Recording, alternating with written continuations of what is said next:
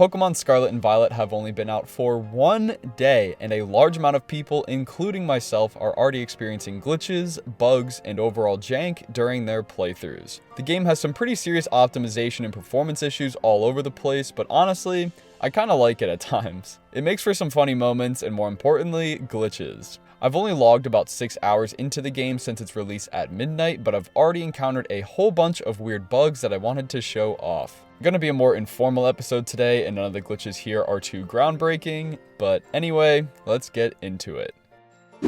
So something I noticed almost right away was the cutscenes. The animations are beautiful most of the time, but pay close attention to the screen as it's fading to black. It appears at the end of some cutscenes the characters will snap back into their default states and T-pose. Look at this nice cutscene. Got lots of natural arm movements and emotions going on, but then on the last frame, bam, creepy T-posing. I noticed it again with the cutscene just after escaping the cave. We don't T-pose, but Miraidon has crushed my head and I'm just here floating. Pretty funny if you can snag a screenshot in time or slow down a clip to see these horrendous frames. I'd imagine this happens during a lot of the game's cutscenes, so try and keep your eyes peeled.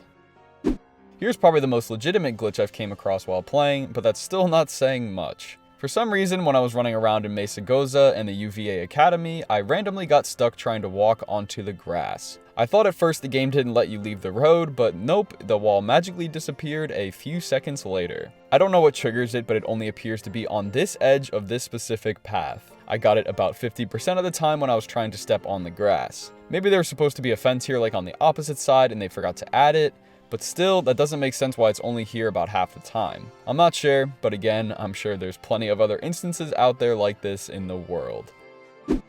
Moving on to a glitch I ran into within 20 seconds of taking control of my character. Pretty early on, the game gives you a map assigned to the Y button. However, if you press Y before that point, it halts your character for a brief moment. So I began mashing it as I was walking around in the house and it created this weird stutter effect, and I was moving super slow. I guess because the game usually stops your character when you pull up the map and press Y, they forgot to disable it when you don't even own it. Speaking of disabled, it happened again in the cave with Miraidon, and the game disabled my map. I kept mashing Y and the game stuttered like I was pulling out my Rotom phone. I'm very surprised this is a thing to begin with, but of course it can be easily avoided if you just don't spam Y like I did. I just like mashing things. At the very beginning of the cave when you first rescue Miraidon, I noticed the lighting could not have possibly changed more abruptly. There should be a fade or some sort of intermediate lighting here, or some sort of transition because it just jumps from dark to bright. Very cool.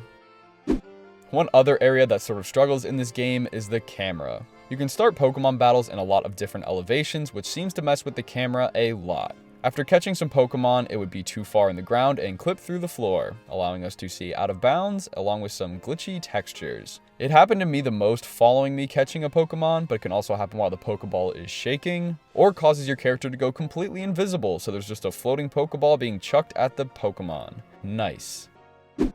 I can already tell Miraidon is going to be a source of a lot of glitches in this world. He's too big for parts of the environment, especially in cities. Just a little proof here, as you can see, I was just riding around Cortando and he snapped halfway up this fence. I was able to stand and ride around like I was on the ground, but nothing too crazy. You can see some more glitchy positions with the tables outside of the Pokemon Center, as you can never fully stand on them, so you just stutter around. But yeah, I wasn't able to clip fully out of bounds with him just yet, but believe me, I'm jumping around all the tight corners I see when I'm out exploring. Fun fact, there's a failsafe for getting stuck infinitely falling while riding Miraidon. His jump allows you to squeeze into corners you shouldn't be able to, which can put you in a state of infinite falling. After about 10 seconds or so, the game cuts to black and places you back on solid ground a few feet away. This is a welcome mechanic, as I'm sure I'm going to get stuck out there, but I just hope it doesn't mess with glitches out of bounds.